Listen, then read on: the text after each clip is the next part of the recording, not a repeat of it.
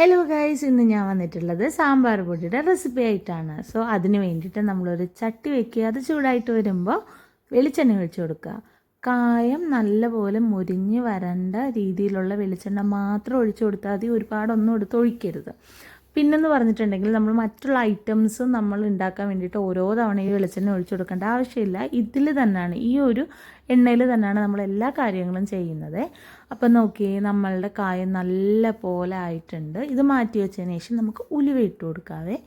ഉലുവ ഇട്ട് കൊടുത്തതിന് ശേഷം തീ ഒന്ന് കുറച്ച് വെക്കുക. കാരണം എന്ന് പറഞ്ഞിട്ടുണ്ടെങ്കിൽ ഇത് പെട്ടെന്ന് കരിഞ്ഞു പോവും. ഒരു മീഡിയം ഫ്ലെയിമിലോ അല്ലെങ്കിൽ തീ കുറച്ച് വെച്ചിട്ട് നല്ലതുപോലെ അതൊന്ന് വറുത്തെടുക്കണം. നോക്കി, നല്ല ക്രിസ്പി ആയിട്ട് കിട്ടിയിട്ടുണ്ട്. ഇനി നമുക്ക് കഴുകി വെച്ചിരിക്കുന്ന മല്ലി ഇട്ട് കൊടുക്കാവേ. മല്ലി ഇട്ട് കൊടുത്തിട്ട് നല്ലതുപോലെ മിക്സ് ചെയ്തെടുക്കാം. കഴുകി ഉണക്കിയ മല്ലിയാണ് കേട്ടോ ഇത്.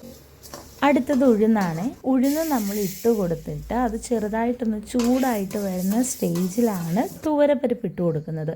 തുവരപ്പരിപ്പ് ഇട്ട് കൊടുത്തൊന്ന് മിക്സ് ചെയ്യുക. അതും ഒന്ന് ചൂടായിട്ട് വരുന്ന സമയത്താണ് നമ്മൾ കടലപ്പരിപ്പ് എടുത്ത് വെച്ചിട്ടുണ്ട്.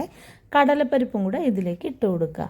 പിന്നെ ഇതിലേക്ക് എടുത്തിരിക്കുന്ന മെഷർമെൻറ്റ്സ് എന്ന് പറഞ്ഞാൽ നമ്മൾ കുറച്ച് നാൾ നമ്മൾ എന്തായാലും സാമ്പാർ പൊടി ഉപയോഗിക്കും. അതനുസരിച്ചാണ് നിങ്ങളും ആ രീതിയിൽ മെഷർമെൻറ്റ്സ് എടുത്താൽ മതി.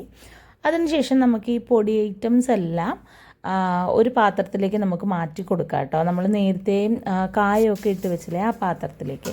ഇനി നമുക്ക് കുറച്ച് മുളക്, വറ്റൽ മുളകില്ലേ, ആ മുളക് അതിലേക്ക് ഇട്ട് കൊടുത്ത് നന്നായിട്ട് മുരിച്ചെടുക്കണം. പിന്നെ കറിവേപ്പില, ഇതെല്ലാം നല്ല ക്രിസ്പി ആയിട്ടിരിക്കണം കേട്ടോ. അതുപോലെ നിങ്ങൾ ക്ഷമയോടെ തീയൊക്കെ കുറച്ച് വെച്ച് നല്ലതുപോലെ ഇങ്ങനെ ക്രിസ്പി ആയിട്ടത് ആക്കിയെടുക്കണം. ഇതിലൂടെ നിങ്ങൾക്ക് സൗണ്ട് എത്രത്തോളം കേൾക്കാൻ പറ്റുമെന്ന് എനിക്കറിഞ്ഞൂടാ, പക്ഷേ നല്ലപോലെ ക്രിസ്പി ആയിട്ടുണ്ട്. നോക്കി, നന്നായിട്ട് മുരിഞ്ഞ് വന്നിട്ടുണ്ട്. ഈ ഐറ്റംസൊക്കെ തണുത്തതിന് ശേഷം ഈർപ്പമൊന്നും ഇല്ലാത്ത മിക്സിയുടെ ജാറിലോട്ട് ഇട്ടിട്ട് ഫൈൻ പൗഡേഴ്സ് ആക്കി നമുക്ക് എടുക്കാം. ഇതെന്ന് പറഞ്ഞിട്ടുണ്ടെങ്കിൽ നമ്മുടെ വീട്ടിലുള്ള അത്യാവശ്യം ഇൻഗ്രീഡിയൻസ് ഒക്കെ വെച്ചിട്ട് തന്നെയാണ് ഉണ്ടാക്കിയിട്ടുള്ളത്. നല്ല ഹെൽത്തിയാണ്, അതുപോലെ തന്നെ നല്ല മണമാണ് കേട്ടോ ഈ സാമ്പാറൊക്കെ വെക്കുമ്പോൾ. പിന്നെ നമ്മളിത് കെമിക്കൽസോ പ്രിസർവേറ്റീവ്സോ ഒന്നും തന്നെ യൂസ് ചെയ്തിട്ടില്ല. എല്ലാവർക്കും, കൊച്ചു കുട്ടികൾ മുതൽ എല്ലാവർക്കും കഴിക്കാനായിട്ട് പറ്റും. അപ്പോൾ മസ്റ്റായിട്ട് എല്ലാവരും ഒന്ന് ട്രൈ ചെയ്തിട്ട് നിങ്ങളുടെ ഒപ്പീനിയൻസ് ഒക്കെ ഒന്ന് പറയാം.